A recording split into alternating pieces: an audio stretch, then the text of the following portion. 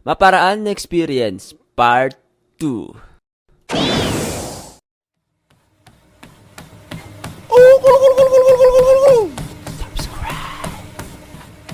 Alright, kung di nyo pa napanood yung part 1, puntahan nyo muna yon.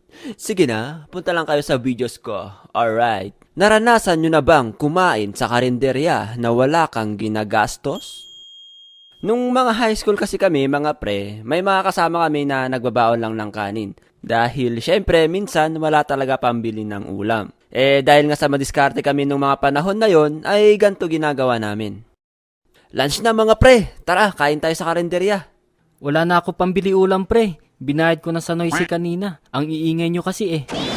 Ako din pre, binigay ko na sa contribution natin para daw sa Christmas party. Sus, siguradong tsampurado lang na naman iluluto nila eh.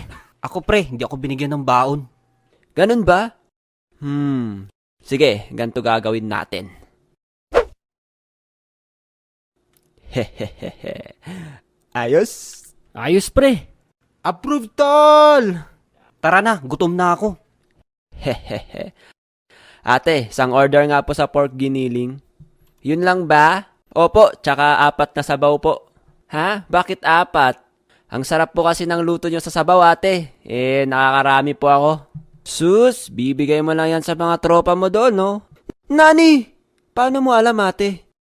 Halata na kayo sa next wala na yan, ha? Masamang balita, boys.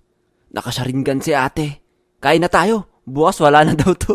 Nung mga totoy pa kami, mga men, ay nagplano kami ng mga tropa ko na mag-hiking sa bundok. Jen, nakikita mo ba yung bundok na yun? Saan dyan? Yung mukhang puwet? Hindi, yung isa. Oh, bakit? Anong pinaplano mo? Tara, akyatin natin yun. Tara, magbaon tayo! So, after magplano, ay umuwi muna kami para kumuha ng baon at naghanap ng barya pambili ng delata. After namin mag-impake, ay nag-hiking na kami sa bundok na hindi namin alam kung saan papunta. At nung kakain na kami, ay boom!